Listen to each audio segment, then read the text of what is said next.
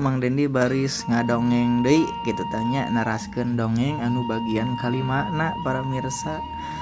Kamari teh kapegat wanci nyaeta Mang Suryo teh entos numbalkeun nu jadi sobatna gitu tanya. Hartana beuki ngagunung tapi Nyi Marni ayeuna teh mimiti manggihan gitu nya hal-hal anu aneh di jero kamar mandi. Nah, naon cenah nu bakal lumangsung nalika Rusiah Mang Suryo kanyahoan ku pamajikanana gitu. Tah ayeuna urang dangukeun dina episode ka-5 na atanapi bagian ka-5 na. Deur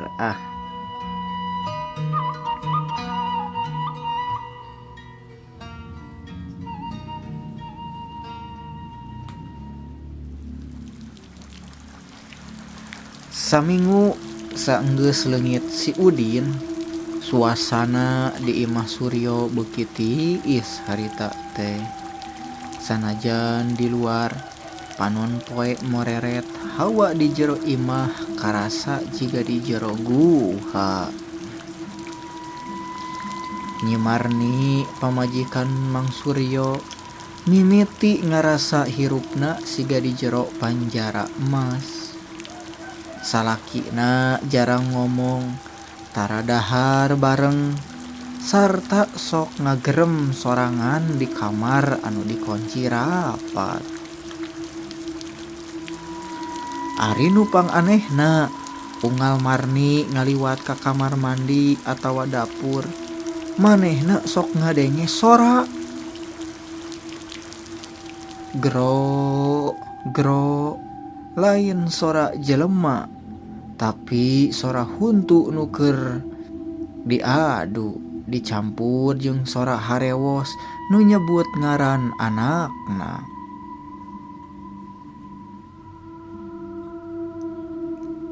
Wanci beurang harita teh teu karasa, nyaho-nyaho harita teh geus wanci magrib we.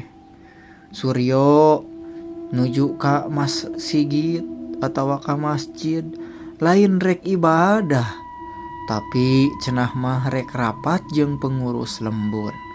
Padahal ngan saukur kedok sangkan katingali bager cenah. Marni atuh sorangan di imah jeung anakna nyaeta jeung si Deden anu keur sare tibra. Nalika Marni nyetrika baju di tengah imah, manehna ngadenge sora. Tok tok tok tok tok tok tok tok tok. Harita teh aya nu ketok-ketokan ti hanapeun kolong imahna. Marni harita nangtung. Saha nya? Pokna bari sorana harita ngageter. Eueuh jawaban harita teh. Tapi ti sela-sela papan kai muncul haseup ipis nu bauna bau hangit. Bau rambut anu kabeuleum. Marni panasaran harita teh. Manehna nyandak lampu cempor, tuluy ngintip kana sela-sela papan anu rada ronggar.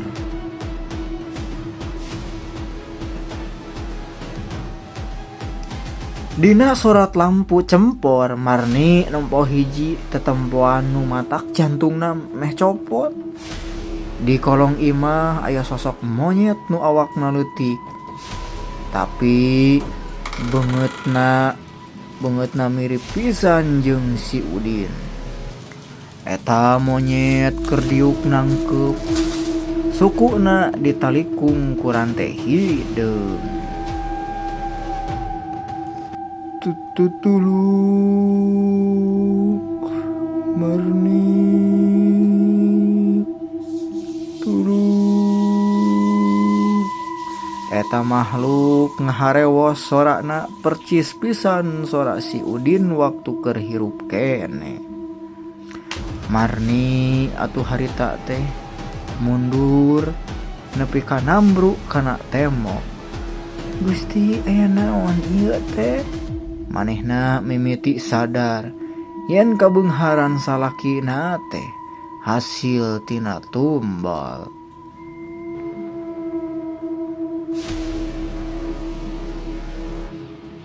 Teu lila harita kadenge sora aya nu muka panto ret cenah.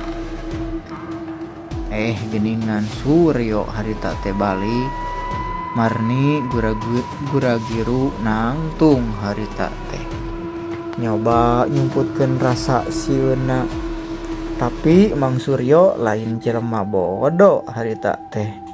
Manehna nempok lampu cempor nu masih keneh hurung dina papan.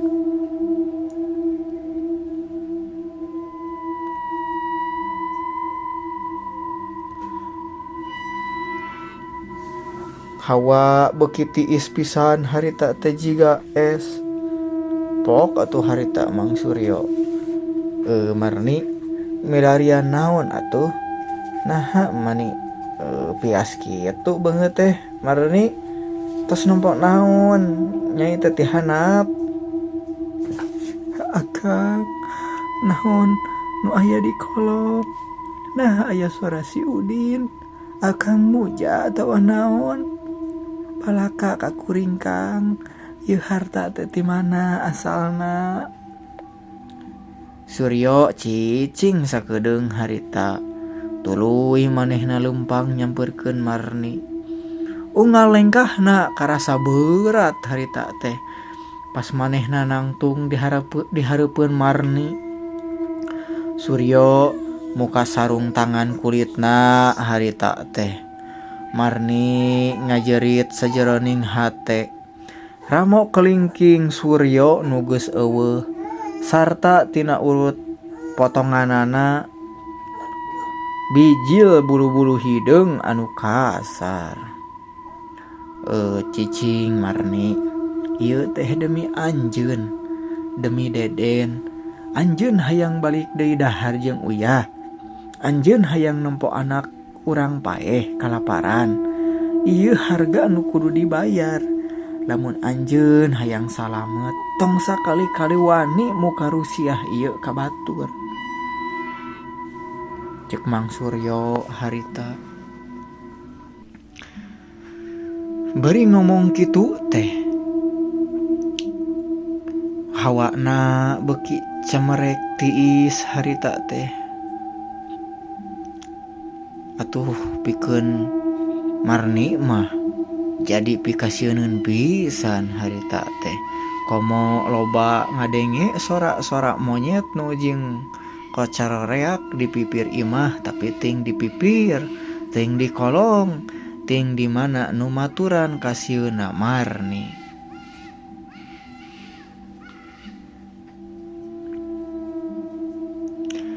Teu lila harita kerja rempe kitu. Dina kaca jendela nembongan kalangkang monyet raksasa anu keur nangtung harita teh.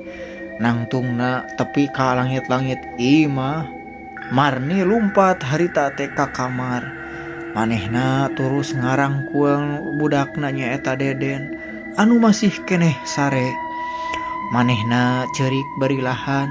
Manehna ngarasa imahna ayeuna geus jadi kandang siluman. Di jero poe kamar Marni ngarasa aya leungeun nu kasar jeung tiris ngusapan kana buukna.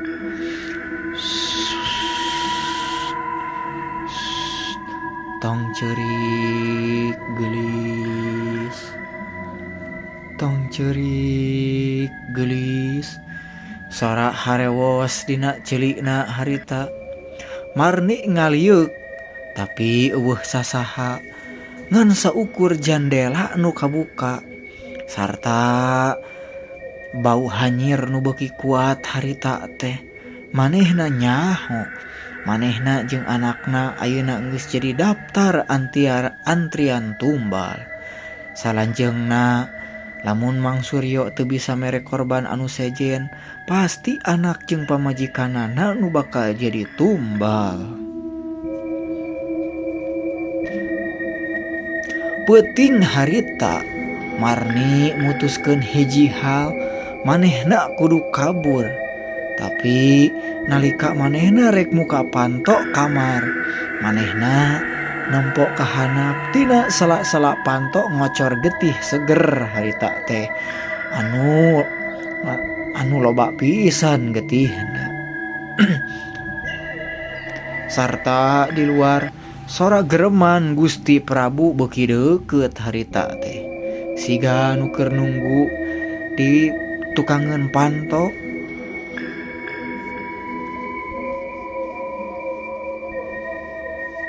Atuh harita Marni beuki panik manehna.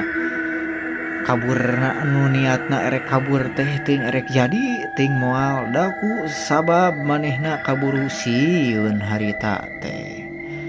Tah kitu geuningan para mirsa sadayana nya rusiahna Mang Suryo teh geus kabuka kudu jadi pamajikanana. Ayeuna Marni nyaho kitu tanya kabeneran anu mana, kabeneran anu pait naha Marni bisa kabur mawa anakna gitu tanya, atawa manehna bakal jadi korban nu kadua pikeun muja salakina. Urang dangukeun dina episode bagian kagenepna gitu tanya kumaha